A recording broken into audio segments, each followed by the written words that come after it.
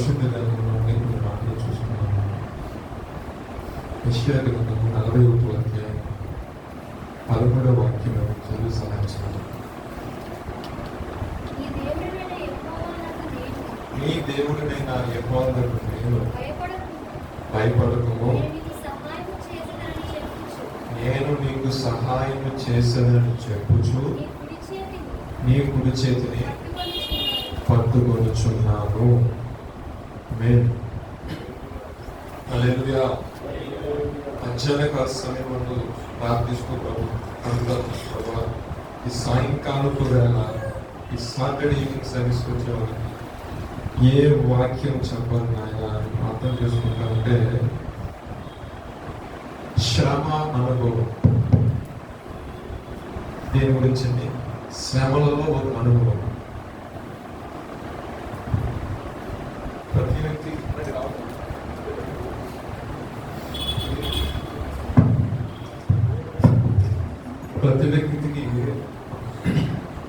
వారి యొక్క జీవితంలో ఏదో ఒక శ్రమ అనుభవం.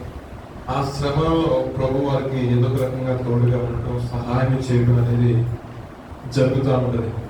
అయితే నేను ప్రభు శ్రమ అనుభవం గురించి చెప్పాలి అంటున్నాను. సరే, వాక్యము ప్రార్థన చేసుకొని బైబిల్ తీసుకున్నాను. ప్రభు ఏ వాక్యం అయితే వస్తుందో ఆ వాక్యం బట్టి చూస్తాను అని పరిశుద్ధ గ్రంథాన్ని తీసి మామూలుగా సరే ఒక వాక్యం చూద్దాం అని తీసుకున్నప్పుడు నాకు కంటికి కనపడిన వ్యక్తి అంటే యోగు గారు కనపడతారు కంటి. అక్కడ ఆ పరిశుద్ధ గ్రంథం రాయబడిన మాట అంటే, అతడు నన్ను శోధించిన మీదట నేను సువర్ణముగా మారెదను అని రాయబడి ఉంది దీంట్లో యోగు గ్రంథం. యోగు గారి జీవితాన్ని మనం కులంకషంగా పరిశీలన చేస్తే ఆయన యథార్థవంతుడు, నీతివంతుడు, భక్తిపరుడు, చెడుతనమును విసర్జించిన వాడు. ఇటు వ్యక్తికి ఏ రకమైన శ్రమలు వచ్చాయంటే తాళలేని శ్రమ, ఎవరికి చెప్పుకోలేని బాధ. అప్పుడు దాకా తన యొక్క జీవితం ఎలా ఉందంటే దేదీప్యమానంగా ఉంది. యోగుకి ఏంటి, యోగు అసలు అంటే కొంతమంది మనం ఇండికేట్ చేస్తున్నాం, వారికి ఏంట్రా గోడంత ఉంది, గోడంత ఐశ్వర్యం ఉంది. వారు ఏది తలపెట్టినా ఆ తలపెట్టిన కార్యంలో విజయం చూస్తున్నాడు. ఏ పని స్టార్ట్ చేసినా చక్కగా అభివృద్ధి అనేది కనపడుతుంది అన్న సాక్ష్యం కలిగిన వ్యక్తి.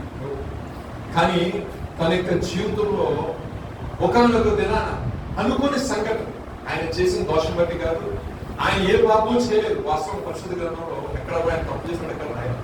కానీ దేవుడి దగ్గరికి వెళ్ళి అపవాది దగ్గర ఏంటంటే ఒక్కసారి ఒక్కమారు ఆ కంచె తీస్తే నీ మొక్క మీద ఉంటే నిన్ను దూషించి నీ భక్తులు అక్కడి నుంచి వెళ్ళిపోతాడు అన్నప్పుడు ఆయన ఎలా మాట్లాడంటే అతను నీ వశ్యం అంటాడు, కానీ తన ప్రాణం మాత్రం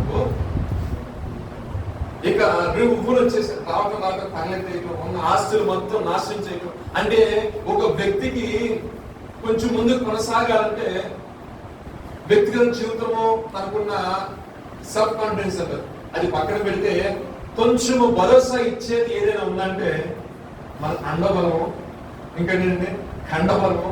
ఇంకో విషయం చెప్పాలంటే ఎనకున్న ప్రాపర్టీస్ ఉంటారు కదా, వాస్తవంగా మాట్లాడుకోలేదు. సో అపవాది గారు చేసిన దాడి అంటే ఫస్ట్ ఆరోగ్యం చెడగొట్టేశాడు, అండగా ఉండాల్సిన బిడ్డల్ని వాళ్ళందరూ తీసేశాడు. ఆస్తులు అంటే అప్పట్లో గొర్రెలు కానీ, ఒంటెలు కానీ, గాడిదలు కానీ, ఇంకా ఏదైతే ఉన్నాయో ఇంకా ప్రాపర్టీస్ ఉన్నాయో వాటన్నిటిని ఒకే రోజున ఏం చేశాడు, సర్వనాశనం చేసుకోవాలి. సర్వనాశనం.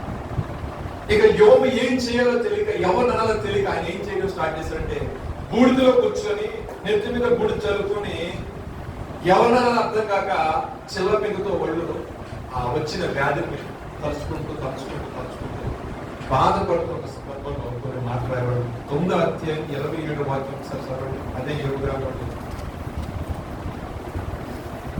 9వ అధ్యాయం 27. నా శ్రమను మరచిపోయేదనని దుఃఖమునై సంతోషముగా ఉండేదని నేను అనుకుంటున్నా.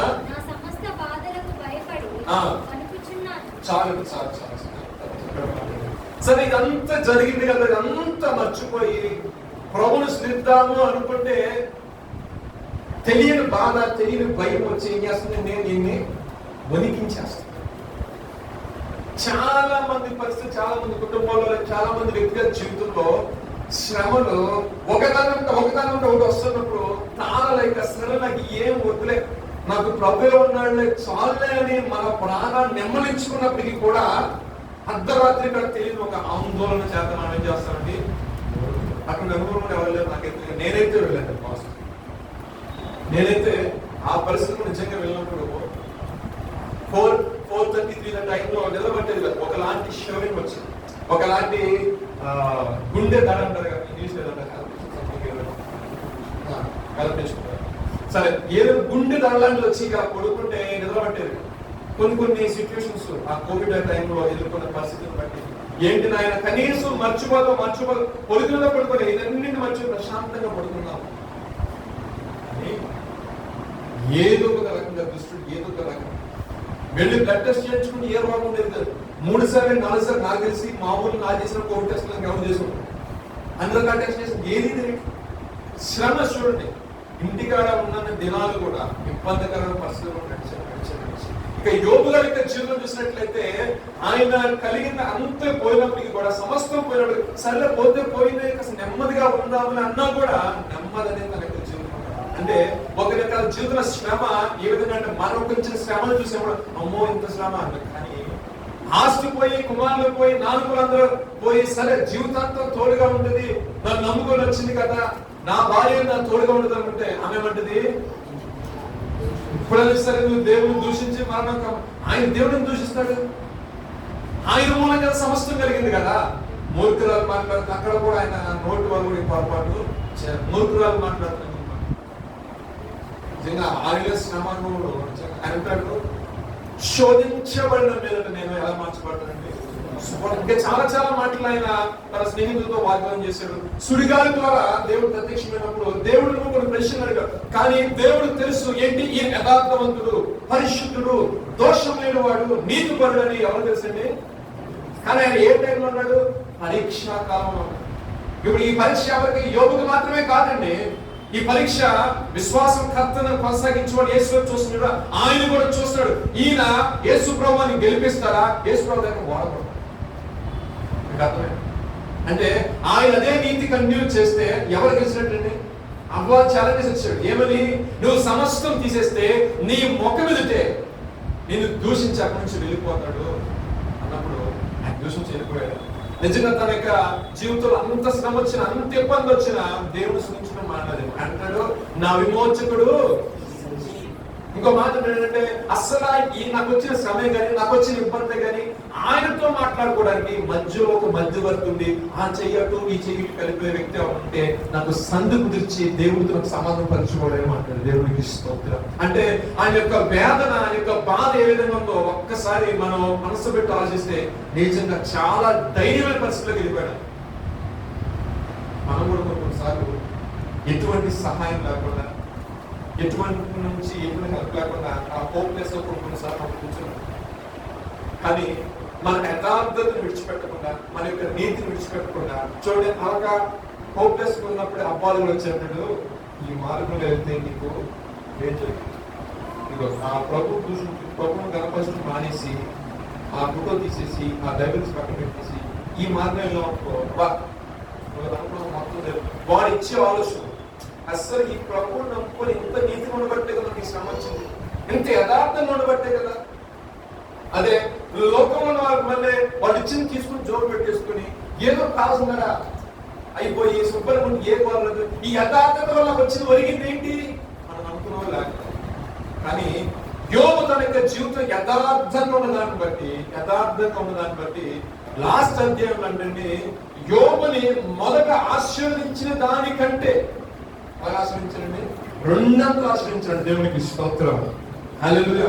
ఆ మొదట ఉన్న ఆస్తి కంటే, మొదట ఉన్న బిడ్డల కంటే, మొదట తన యొక్క వైభవం కంటే, తన యొక్క వైభవం, తన యొక్క పేరు ప్రఖ్యాతం దేవుడు ఏం చేశాడండి, గణపరిచాడు. ఎందుకంటే తనకు అంత శ్రమ వచ్చినా, అంత ఇబ్బంది వచ్చినా, అంత కష్టం వచ్చినా తన జీవితకాలం అంతా కూడా ఎవరిని గణపరుస్తున్నాడండి? దేవుని గణపరుస్తున్నాడు. చివరికి అపవాది గారు వచ్చి వలలోకి కూడా దేవుని హస్తం అది తోడుగా ఉంది కాబట్టి, దేవుడు అతని కనికరం చేస్తుంది కాబట్టి, దేవుడి పక్షాన, అంటే ఒక విషయం చెప్పాలంటే దేవుడు అతని పక్షం ఉన్నాడు కాబట్టి ఏ విషయమైనా సరే అపవాదికి చోటు ఇవ్వకుండా నేనేం చేశానండి, తనకి యథార్థత కాపాడుకున్నాడు కాబట్టి దేవుడి స్థాయి ఏమైంది ఆ పరీక్షలో గొప్పగా పాస్. ఇప్పుడు సిగ్గు అమ్మని ఎవరు కలిగిందండి? అలా ఏమన్నాడు దేవుడి దగ్గరికి వెళ్ళి, ఆస్తి అంతస్తు పేరు ప్రఖ్యాతం తీసేయి, నీ మొహం ఎదుర్కొంటే నేను దూషించి వెళ్ళిపోతాడు. అన్ని తీసేసిన నిలబడతాడు. మన వ్యక్తిగత జీవితంలో ఏమున్నా లేకపోయినా క్రీస్తుని వెంబడిస్తున్నప్పుడు ఇదే నిరీక్షణ, ఇదే పట్టుదల, ఇదే విశ్వాసము మన యొక్క జీవితంలో ఉంచుకుని ఆ నీతి క్రియలు, ఆ యథార్థమైన ప్రవర్తన విడవక ప్రభు కొరకు నిత్యం అని చూపిస్తండి. ఖచ్చితంగా యోబుకు సహాయం చేసే దేవుడు మన యొక్క జీవితంలో కూడా అద్భుతకరంగా సహాయం చేస్తాడు. హల్లెలూయా, హల్లెలూయా. నిజంగా అనేకమైన ప్రతికూల పరిస్థితులు వచ్చాయి, అయినా సరే ప్రభుని విడిచిపెడతారు. కొంతమంది ఇబ్బందులు ఆడుకుంటే వాళ్ళని అంటారు ఏమంటే రాతి మీద పడిన విత్తనం, రాతి నేల పడిన విత్తనం. మన యొక్క జీవితంలో అంటే మంచి నేల పడిన విత్తనం కాదు. పరిస్థితులు ఎలా ఉన్నప్పటికీ కూడా మనం ప్రభుని విడిచిపెట్టే వాళ్ళగా ఉండకూడదు. ఒక్కవేళ ప్రభుని విడిచిపెడితే పరిశుద్ధ గ్రంథం సెలవిస్తున్న మాట అంటే, ఒకడు యెహోవాను విడిచి వేరొకరిని అనుసరించిన యెడల వానికి శ్రమలు విస్తరించునని రాయబడింది. ఈ పరిశుద్ధ గ్రంథంలో ఏ మాటలైతే రాయబడి ఆ మాటల అక్షర సత్యాలు, అక్షర సత్యాలు. నిజంగా నాకు తెలిసిన వాళ్ళు ప్రభువుని నమ్ముకున్న తర్వాత ఒక ఉన్నతమైన స్థితిలో ప్రభు తీసుకెళ్ళాడు. వెళ్ళిన తర్వాత ఆ దేవుడు మనకు అవసరమా అన్నందుకు ఏంటంటే, ఆ దేవుడు మనకు అవసరమా, మనకి చాలా ఉన్నాయి కదా అన్నందుకు సరే ఏదో ఆశ్రయించబడ్డాం అన్నట్టు మనస్సులో అనుకొని నిదానంగా ప్రభువుని విడిచిపెట్టడం స్టార్ట్ చేశాం. ఎప్పుడైతే ప్రభువుని పూర్తి విడిచిపెట్టారో అపవాదిగా నువ్వు నా జీవితంలో వచ్చారు. ఏ స్థాయికి అయితే ఎంత వెళ్ళారో అంతకంటే స్పీడ్ గా అదో పాతాలకి. నేను చెప్తున్న మాట ఏంటంటే, మిమ్మల్ని నేను భయభ్రాంతులు చెప్పి వాస్తవం చెప్పి, దేవుడు ఆయన ఉన్నవాడు అనువాడు, సర్వ సంపదలు గని మనం ఆనందించే దేవుడు. ప్రత్యేకంగా ఐశ్వర్యం కొరకు మనం పరిగెత్తడం అవసరం లేదు, ప్రత్యేకంగా ఆస్తులు సంబంధించిన పరిగెత్తడం అవసరం. అదంట పరిశుద్ధంగా రాయబడిన మాట, ఒక్కడు యెహోవాకు ఇష్టంగా ఉంటాయంట అవన్నీ కూడా మనం వెంబడిస్తాయంట. ఏం చేస్తాయంటే అవన్నీ కూడా మనల్ని వెంబడిస్తాయి. మనల్ని ఎలా జీవించాలి? ఆయనకు ఇష్టలుగా జీవించాలి. ఆయన ప్రేమించే వారు ఉన్నప్పుడు మనం ఏం చేస్తామంటే సమస్తం ఆయన ఎదురు మనము పొందుకుంటాం. దావీదు యొక్క జీవితంలో ఆయన అంటారు, ఒక మాట వచ్చాడు 38 వాక్యం చదవండి. నేను శ్రమ చేత, కీర్తనలు 38 వాక్యం, నేను శ్రమ చేత మిక్కిలి కృంగి ఉన్నాను, దినమెల్లా దుఃఖాక్రాంతుడనై సంచరించుచున్నాను. నా నడుము తాపముతో నిండి ఉన్నది, నా శరీరంలో ఆరోగ్యము లేదు, నేను సొమ్మసిల్లి బహుగా నలిగి. అన్ని చదువుకుంటూ వస్తే ఆయన పడిన వేదన మొత్తం ఆ గ్రంథం రాసుకుని వచ్చాడు. నిజంగా ఒక రాజుకు కూడా అంత బాధ ఉండదు, ఆ రాజు కూడా అంత దుఃఖం ఉంటుంది. అంటే తెలుసో తెలియక జరిగిన పొరపాటు తన యొక్క జీవితం ఎలాగైపోయిందంటే ఒక పెద్ద గ్రహపాటు అయిపోయింది. అంటే విజయానికి ముందరగా వెళ్ళకుండా అపజయం పాలు చేసి మొత్తం. ఆ అపజయం ఎలా పోల్చుకొస్తామంటే ఎంత కన్నీరు కాల్చినా ప్రభు మాట్లాడుతున్నాం, ఎంత రోదనతో చేసినా ఎప్పుడు చక్కగా ప్రత్యుత్తమించే దేవుడు కామైంది తన యొక్క జీవితం. రక్షణ ఆనందం అని లేకుండా పోయింది. మంచి మనసు కలిగిన ఆలోచిద్దామంటే ఆ చేసిన దోషమే గుర్తొస్తాం. అలా ఆయన పొందగీసినప్పుడు ఆయన లాస్ట్ లో 51 కీర్తనలు చదువుతూ కదండి, సోపుతో నా పాపం పరిహరించాను, హిమము కంటే తెలగను నన్ను కడిగాయి, నీ రక్షణ నాకు మరలా. అంటే మనిషి యొక్క జీవితంలోకి ఒకవేళ పాపమైన వచ్చిందనుకోండి, ఆ యొక్క పాపం ఏం చేస్తుందంటే నేను ఒకసారి శ్రమల వైపు నడిపిస్తాను. అర్థం చేసుకోండి. మొదటి భాగంలో చూసినట్లయితే యోబు యొక్క జీవితంలో దేవుని యొక్క ప్రణాళిక, కానీ దావీదు యొక్క జీవితం వచ్చేసరికి గొర్రెలు కాసుకునే దావీదు దేవుడు గొప్ప సింహాసనంలో కూర్చొని పెట్టాడు. యథాప్రకారం ఏం చేయాలి? యుద్ధం జరుగుతున్నప్పుడు రాజు ఆ ప్రదేశానికి వెళ్ళాలి, అక్కడ జరుగుతున్న విషయాలన్నీ గమనించాలి. కానీ ఆయన ఏం చేశారంటే కొంచెం అలక్ష్యం కూడా ఇచ్చారు, చిన్న అలక్ష్యం. అది ఎంత ఇబ్బంది గురి చేసిందంటే దావీదు యొక్క జీవితంలో ఒక మచ్చగది. కానీ ప్రభు అంత మాత్రాన్ని దావీదు ఇచ్చేసాడు.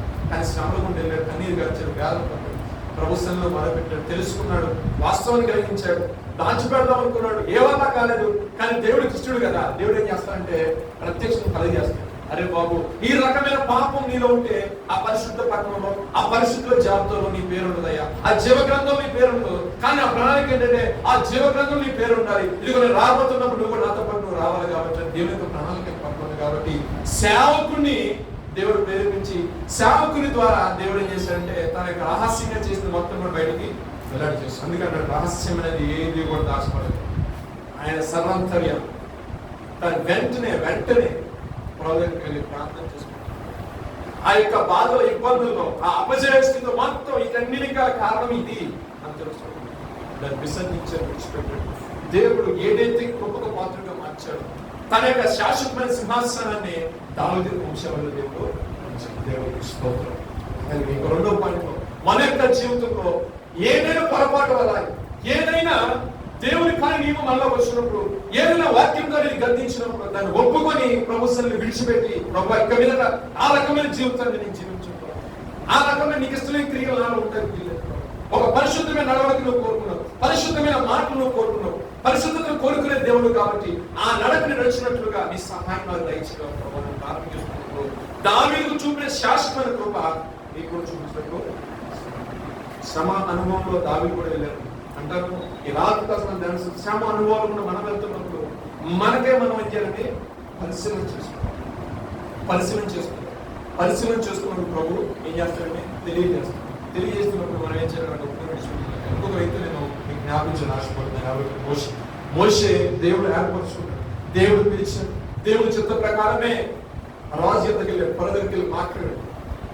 ఇశ్రాయేలు ప్రజలను తీసుకెళ్తున్నప్పుడు అనేక మార్లు శుచిక్రియలు చేసినప్పుడు కూడా దేవుడు ఆయన యొక్క రాజుకు హృదయాన్ని కట్టినపరిచిన కొలది ఆయన పక్కలేదు. కానీ ఒక సమయం రానే వచ్చిన ఏంటో అందరు ఇశ్రాయేలు సర్వ సమాజాన్ని తీసుకుని వెళ్తున్నాడు. ఈ లోపలనే రాజుకు ఆలోచన వచ్చింది, ఇశ్రాయేలు అందరూ చంపేయడం ఒకే వాళ్ళు వెళ్తున్నారు, మనం విడిచెళ్తున్నారు కాబట్టి వాళ్ళు ఈ ప్రాంతం వదిలితే ఏంటంటే మా యొక్క రాజ్యానికే అవమానం. మమ్మల్ని గురించి అనేక దేశాలు చెప్పుకుంటే ఏంటంటే ఈ ఫలరాజు చేతకనుడు కాబట్టి అందరూ వదిలేసి అంటారు రా బాబు. వాళ్ళు ఆ సముద్రం దాటకముందు సంబంధించినప్పుడు నిజముగా మోషే మాత్రమే ప్రయాణం చేశారు. ఇప్పుడు ఏదొచ్చినా ఎవరి నుంచి పడుతున్నప్పుడు మోషే, అప్పుడు దాకా మోషే అద్భుతాలు చూశారు, మోషే ఆశ్చర్యకార్యాలు చూశారు, రాజు చూశారు, ప్రజలు చూశారు. ప్రత్యక్ష ప్రాణాలు ప్రభుత్వం మాట్లాడటం, ఆయన అగ్ని మేఘస్తంభంగా నిలబడటం, పగలు మేఘస్తంభంగా, రాత్రి అగ్నిస్తంభంగా నిలబడటం, ఇవన్నీ ప్రత్యక్షలన్నీ కూడా ఎవరు చూశారు? ఇశ్రాయేలు ప్రజలు సర్వసమాజం చూసింది కదండి, చూసిన లేదు. మరి ఈ 6 నెలలు నడిచే విధానంలో కూడా దేవుడు సహాయం చేస్తారు. సముద్రం ఎదురుగా వచ్చింది, కానీ వాళ్ళు ఏమంటారంటే ఇదిగో వెనకాల చూసి ఐగుప్తు సైన్యం వచ్చేస్తుంది, ముందు చూస్తే ఎర్ర సముద్రం వాళ్ళకి సంబరం తీసుకొచ్చావా, ఇక్కడ సమాధులు అక్కడ సమాధులు తీసుకొచ్చావా, మేము తిరిగి అక్కడికే పోతామన్నారు వీళ్ళు. మరి వీళ్ళు తిరిగి అక్కడ పోతే ఇప్పుడు ఎవరికి అవమానం అండి? దేవుని నామానికి అవమానం. కొంతమంది మన విశ్వాసాన్ని ప్రభు సన్నిధిని నడిపిస్తాం, వారి జీవితాల్లో కార్యం జరగలేదు. దేవుడు నాకు ఏం చేసింది రావాలి చర్చికి, ఆయుష్కాలం వచ్చేది చాలు, ఏ రోగం రూపలేదు చాలు, ఒక డబ్బు ఇచ్చి ఉద్యోగం ఇస్తారా అది కాకుండా బ్రతికేవాళ్ళు లేదా మళ్ళా ఏమన్నా అంటే అన్నిటికంటే విలువైన ఆరోగ్యమే మహాభాగ్యం. మంచి ఆరోగ్యం ఇచ్చిన దేవుడు, దాన్ని బట్టి స్తోత్రాలు ఇవ్వచ్చు.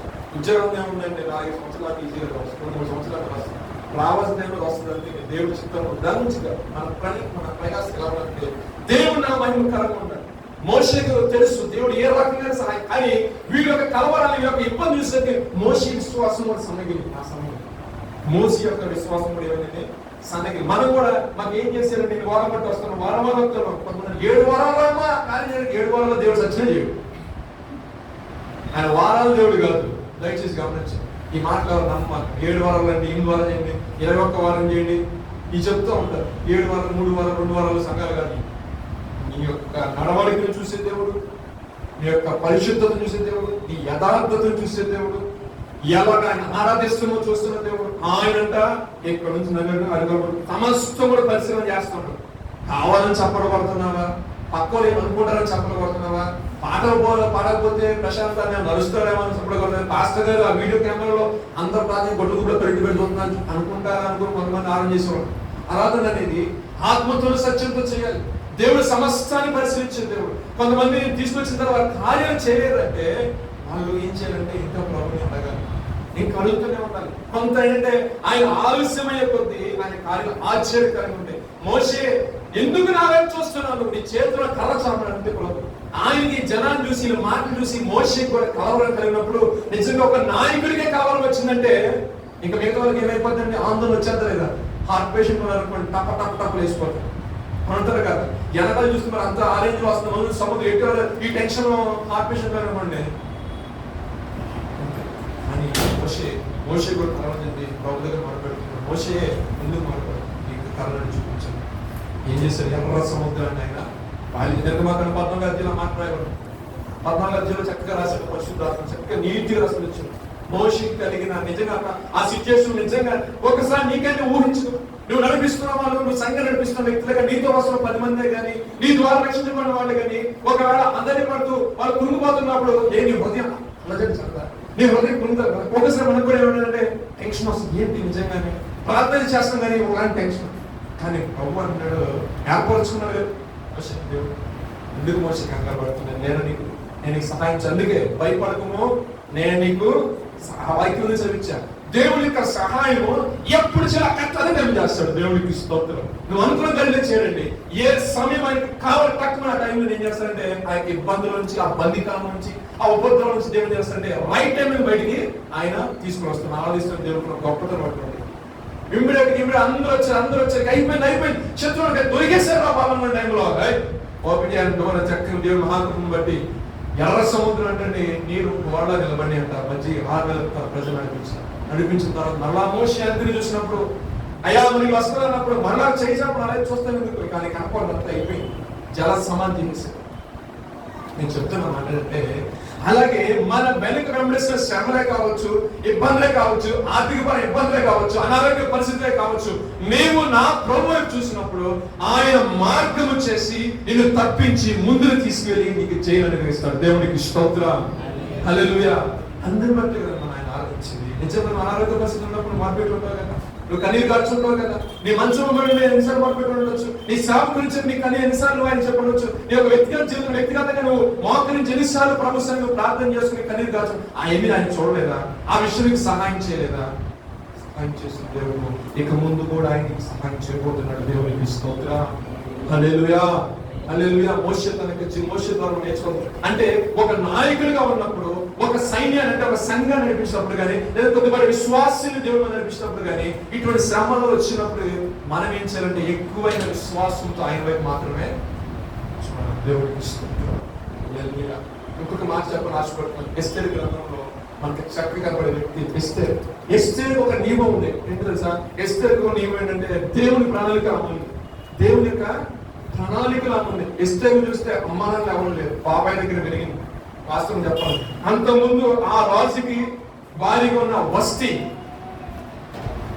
వస్తీ చేసిన పని ఏంటండి, రాజులు సంఘం కూర్చొని రాణి గారు పిలవమన్నప్పుడు నేను రాను అన్నాడు. ఏమన్నాడంటే ఎందుకని అంత గర్వం, నేను రాను అనేసరికి ఆయనకి ఎంతగానో బాధ కలిగి వెంటనే ఆయన చేయాల్సిన ప్రకారం ఆయన పంపించేశాడు. కానీ దేవుని చిత్తంలో, దేవుని ఏర్పాటులో, దేవుని ఉద్దేశంలో ఒక వ్యక్తి ఉంది. ఆ వ్యక్తి ద్వారా యూదా జనాంగాన్ని మొత్తం రక్షించాలని దేవుడి అనాది సంకల్పం. దేవుడు అయితే రాజు ఏదైతే కోరుకున్నాడో, రాజు కోరుకున్న దానికంటే కూడా అధికమైన లక్షణాలు కలిగిన వ్యక్తి చేస్తాడు. దైవత్వంలో కానీ, దీన మనసులో కానీ, తగ్గింపు జీవితంలో కానీ ఎస్తేరుకున్న క్వాలిటీ చాలా గొప్పగా. రాజు సముద్రం తేపడింది, రాజు అంగీకరించాడు, రాణి గారిని ప్రతిష్ఠించాడు, కూర్చోబెట్టాడు సింహాసనం. కానీ ఒక సమస్య వచ్చింది. ఏమొచ్చిందంటే హామాను కూడా వేసాడు. ఎవరికి? యూదులకు వ్యతిరేకం. ఎందుకని? మొద్దుకై ఒక నమస్కారం పెట్టలేదు. ఏంటంటే మొద్దుకై ఇలా నమస్కారం పెట్టలేదు అన్నందుకు వాడు కూర్చుని యూదుడికి ఎప్పుడు కొంచెం గర్వం. ఎందుకంటే యూదాపక్షం దేవుడు ఉంటాడు కదా, ఆయన రాజు గారు, ప్రభు గారు. వారికి ఏంటంటే నమస్కారం పెట్టే అలవాట్లు లేదు, వంగి నా దండాలు పెట్టే అవసరం వాళ్ళకి లేదు. ఎందుకంటే వాళ్ళు ఆరాధిస్తున్న దేవుడు, వాళ్ళు నమస్కరించాలన్నా, వాళ్ళు కొనియాడాలన్నా, ఒకరిని గణపరచాలన్నా వాళ్ళు దేవుడు తప్పితే ఏ మనుష్యుని కూడా వాళ్ళు గణపరచడం, ఏ మనుషులకు కూడా ఒక స్తుతి చేయని అనుభవం కలిగిన వ్యక్తులు ఈ యూదులు అన్నమాట. సో ఆయన కూడా ఈ యూదులందరూ కూడా పొగరెక్కువ, యూదులందరూ చంపేద్దామని ఫిక్స్ అయిపోయి వ్యక్తి. మొద్దికాయకి విషయం తెలిసింది, మొద్దికాయకి శాస్త్రం తయారైంది, మొద్దికాయకి ఏ రకంగా సరే తొలగించాలి అనే ఒక ప్రయత్నం జరుగుతూ ఉంది. హామాను ఇంటికి వెళ్ళాడు, చక్కగా వాళ్ళ భార్యతో చెప్పి అంతా బాగానే ఉంది. ఇగో ఎస్టర్ విందు చేయించింది, ఆ విందుకు నేను రాజుగారు వెళ్తున్నాం. తెలుసా ఇంకో విషయం తెలుసా, నన్ను మాత్రం పిలిచారు. ఎంతమంది సంస్థలు ఎంతమంది ఉంటే ఎవరిని పిలవలేదు, నన్ను పిలిచారు, రాజుగారు నేనే వెళ్తున్నా. కానీ నాకు అంతా బాగానే ఉంది, నా మొద్దుకాయ దోస్తుంటే నాకు ఒళ్ళు మండిపోతుంది. అందరూ నమస్కారం చేద్దాం, వాడు మాత్రం నాకు నమస్కారం చేయట్లా అని భార్యతో.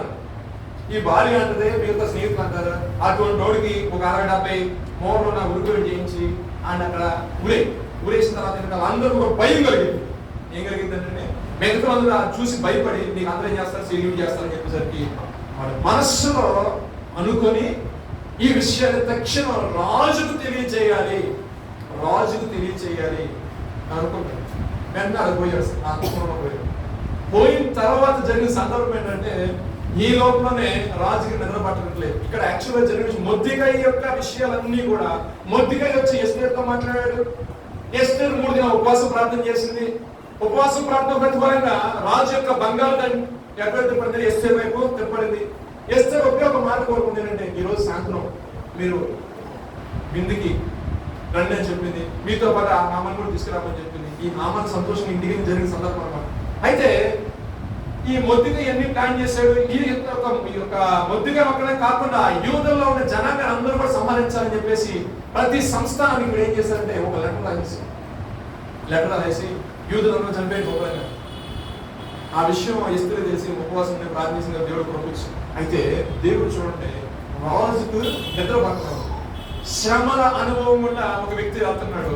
చూడండి, మొద్దికాయ వెళ్తున్నాడు. మొద్దికాయ ఒక్కడే కాదు, యూదా జనాంగం మొత్తం కూడా సంబంధించి అంటే వీళ్ళు ఎక్కడున్నారంటే ఇంచుమించు కత్తికి ఈ 7 దూరంలో ఉన్నారు.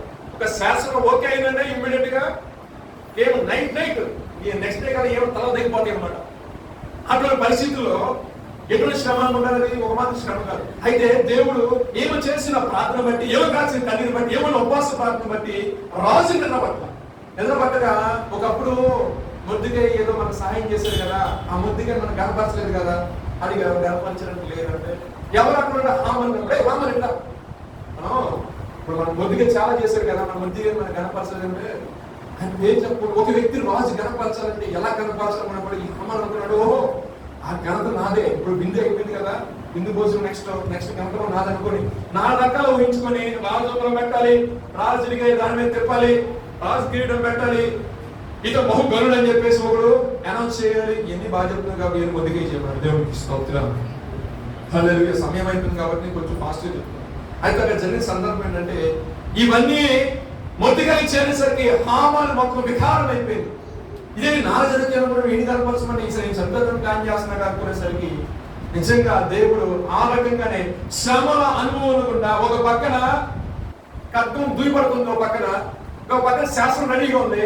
ఏ క్షణాన పేక తప్పించబడుతుందో తెలియదు. అంటే మరణం అనేది ఒక పక్కన ఉంది. కానీ దేవుడు ఇక్కడ ఏం చేస్తున్నాడండి, ఇచ్చోడా నా ప్రణాళిక గొప్పది, నువ్వు మొన్న కనపరచుకోవాలని చెప్పేసి రాజు తిరిగే చక్కగా రథంలో తిరుగుతూ రాజుకి ఇచ్చిన ఘనత, చక్కగా రాజుని ఏ రకంగా అయితే కొనియాడతారో ఆ విధంగా కొనియాడే విధంగా మొద్దికాయ జీవితం. ఎందుకని మొద్దికాయ ఒక నమస్కారం పెడితే అయిపోతుంది, కానీ దేవుడు నియమంలో ఉన్నాడు. దేవుడు ఏది చేయొద్దన్నాడో ఆ విషయం ఆయన చేయలేదు. ఏదైతే దేవుడు చెప్పినాడో, ఏ శాసనాలు ఏ విధులు గైకొనమన్నాడో ఆ విధులు గైకొనే విషయంలో ఆయన ఎవరండి పర్ఫెక్ట్. మరణ శాసనం రెడీ అయినప్పటికీ కూడా తనకి యథార్థ ప్రవర్తన కంటిన్యూ చేశాడు. కాబట్టి దేవుడు ఏం చేశాడు, ఫస్ట్ గణపరిచిన తర్వాత ఆ రోజు రాణి వచ్చింది. చక్క రాణి ఎస్టర్ క్లియర్ గా ఎక్స్ప్లెయిన్ చేసింది రాజుకి, వాణి కాదు కానీ హామాన్ని గురైన అన్నాడు. ఎవరు తీసుకుని కోరుతులు వాడేమన్నట్టు, ఎవరు తీసుకుని కోరుతూ వాడేమన్నట్లు వాడు ఏం చేశారంటే వాడే ఊరిపోయి మీద వాడు అక్కడితో పొలా వాడి వంశవాళ్ళు మొత్తం కొట్టేవాడు. అసలు వాడు వేరు అనేది లేకుండానే దేవుడు ఏం చేశాడని ఎక్కలించి అంటే ఎంతనో ఈ శ్రమ అనుభవాలు గుండా ఒదిగే వెళ్ళలేదా? ఈ శ్రమ వచ్చినప్పుడు ఎస్తేరు ఉపవాసం ప్రార్థన చేయలేదా? అంటే వారు జీవం గల దేవుడి మీద డిపెండ్ అయి ఉన్నారు. ఆ మార్గాలు గుండా వారు వెళ్ళారు కాబట్టి వారి యొక్క జీవితంలో అనుకున్న దానికంటే అంటే వాళ్ళు ఎక్స్పెక్ట్ చేయని విధంగా గొప్ప ఆశ్చర్యమైన కార్యాల యొక్క జీవితంలో జరిగింది. మన యొక్క జీవితంలో కూడా ఆలస్యం అవుతుంది. ఏంటి? ఒక పక్కన శ్రమ వస్తుంది, ఒక పక్కన ఇబ్బందులు వస్తుంది, ఒక పక్కన కష్టాలు వస్తుంది, ఇంకా ఆలస్యం అవుతుంది. కానీ దేవుడు వేసి ప్రణాళిక తెలుసా? మళ్ళీ ఎవరు కూడా అది టచ్ చేయడానికి లేకుండా ఏం చేస్తాడంటే మొత్తం హస్తం దేవునికి స్తోత్రం, హల్లెలూయా. శాసనం అనేది వెంటనే ఇది మొదలుకొని యూదులు ఎవరు చంపకూడదు, వాళ్ళ పండుగ చేసుకుని ఒక దినం నియమించండి, వాళ్ళకు 15 రోజులు వేసేయండి, శుభ్రంగా అబ్బాయి ఎన్ని బెనిఫిట్స్ ఇచ్చారంటే ఒక మాదిరి బెనిఫిట్లు కాదు. దేవుడు ఒక వ్యక్తిని కనపరుస్తాలన్నా, ఒక వ్యక్తిని పైకి లేవనెత్తాలన్నా, ఒక వ్యక్తిని నడిపించాలన్నా ఆయనకంటే సమర్థ పొరలేదు. దేవునికి స్తోత్రం, హల్లెలూయా. అంటే శ్రమలో మన యొక్క జీవితం వస్తూ ఉంటాయి. అదేవిధంగా అటువంటి మనం వెళ్ళాలని పరిస్థితి వచ్చినప్పుడు కూడా మనం ఏం చేయాలంటే కృంగిపోయిన వారిగా ఉండకూడదు.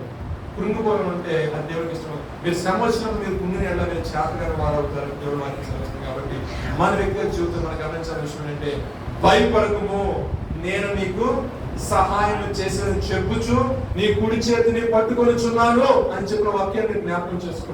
ఈ మాటలు చెప్పడం కారణం ఏంటంటే 2-3 months అంటే జనవరి స్టార్ట్ అయిన తర్వాత నా పర్సనల్ కష్టమైన మాట ఎందుకు త్వరగా వాకింగ్ క్లోజ్ చేసి కూడా చెప్పాలని చెప్తున్నాను. ప్రాజెక్ట్ అనేది నడుస్తూ ఉన్నప్పుడు బాగానే ఉంది కదా, ఎక్స్టెన్షన్ వచ్చింది. ఎక్స్టెన్షన్ కూడా కొన్నిసార్లు ఏం జరిగిందంటే ఆల్రెడీ మీరు ఆ కంపెనీలో చేశారు కాబట్టి మీరు ఈ కంపెనీలో ఇంకా చేయడానికి అవకాశం లేదు అన్నప్పుడు నేను ఉపవాసం ఉండి 2 దినాలు ఉపవాసం ప్రార్థన చేశాను. దేవుడు అద్భుతకరంగా సోమవారం వచ్చేసరికి ఎలకేషన్ ఇచ్చాడు, ప్రాజెక్ట్ ఎలకేషన్ ఇచ్చాడు. 2026 వరకు ఇచ్చాడు ఎలకేషన్. అయితే అదే రాత్రి ఉపవాసం రాత్రి ప్రభు చెప్పిన ఒక ఆ manager white and white dress తీసుకొచ్చి నేను ఎంతో ట్రై చేశాను కానీ నీది ఎక్స్టెండ్ అవ్వలేదని చెప్పాడు. కానీ నెక్స్ట్ డే వచ్చేసరికి నాకు మెయిల్స్ వచ్చాయి, ఏమని నీ ప్రాజెక్ట్ ఎక్స్టెండ్ అయిందని. ఒక 3-4 weeks జరిగిన తర్వాత ఏదో రీజన్ ఏమీ లేదు. వాళ్ళు చెక్ చేశారు, క్యాండిడేట్ ఆల్రెడీ వర్క్ చేశారు కదా, ఆల్రెడీ 10 years చేశారు, సో మన కొత్త అవకాశం ఇవ్వాలి, సో మనం రాజ్యాన్ని రిలీజ్ చేద్దామని చేసి నన్ను రిలీజ్ చేయడం జరిగింది. ఈ రిలీజ్ అవుతుందని చెప్పే విషయం దేవుడు నేనే చెప్పాడు. సాగుకుని అది ఆయన వచ్చి మాట్లాడినట్టు కనపడ్డాడు. అదే విషయాన్ని ఆయన వీడియో కాల్ చేసి మాట్లాడి నాకు చెప్పిన విషయం అంటే మేము ఎంతో ట్రై చేస్తాం కానీ నీ ప్రాజెక్ట్ అనేది ఎక్స్టెండ్ అవ్వలేదు, సో నేను రిలీజ్ చేస్తున్నాను అని చెప్పాను. ఆ దినం మొదలుకొని నేను ఒకటే ఆలోచించాను, సరే బాబా ఏదో కంపెనీలోకి వచ్చాము, చేస్తాను బాగానే ఉంది, సరే బెంచ్ మీదకి వెళ్తున్నాం, ట్యాంక్ పూల్లో ఉంటాము, ఎవరికో పిక్ చేసుకుంటారు ఆ ప్రొఫెసర్.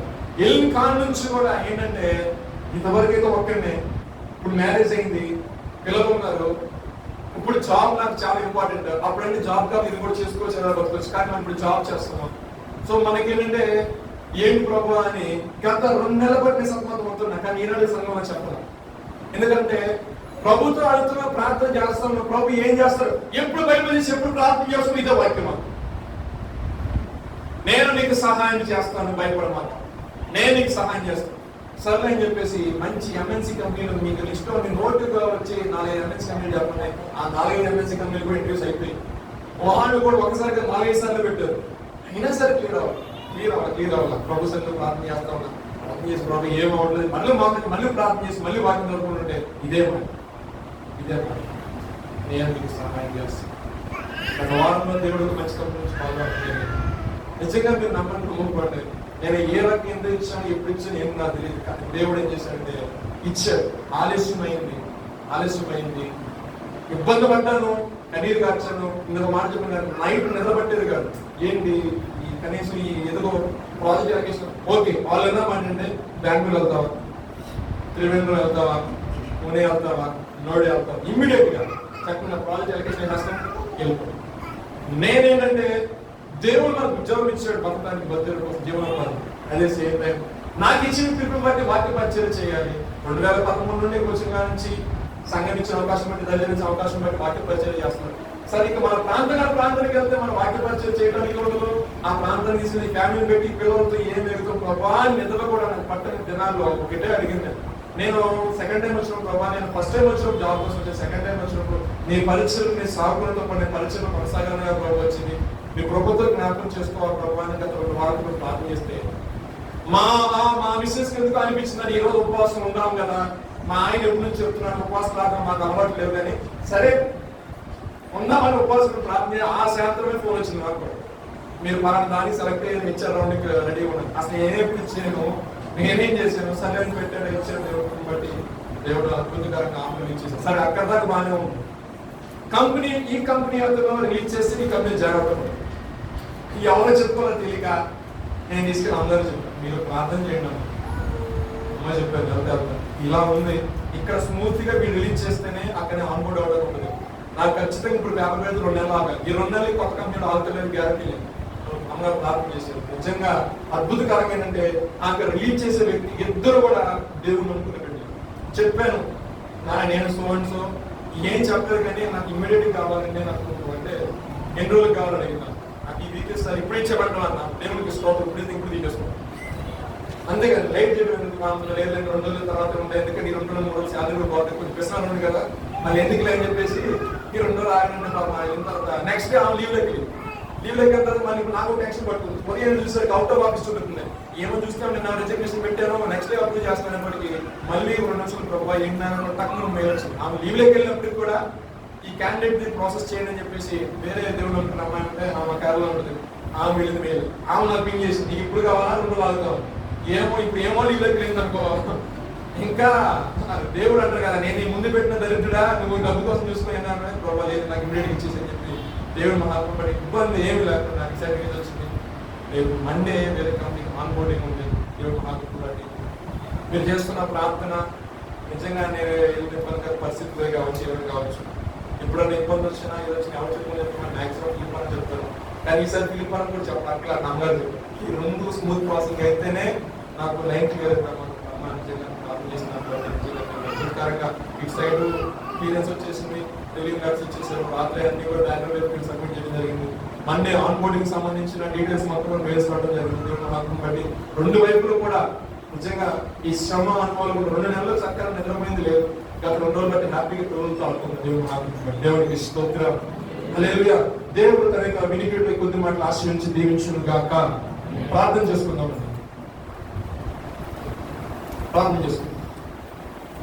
మరి ముఖ్యంగా నాకు మండే ఆన్ బోర్డింగ్ కంపెనీ విషయంలో కూడా మీరు కొంచెం ప్రార్థన చేయండి.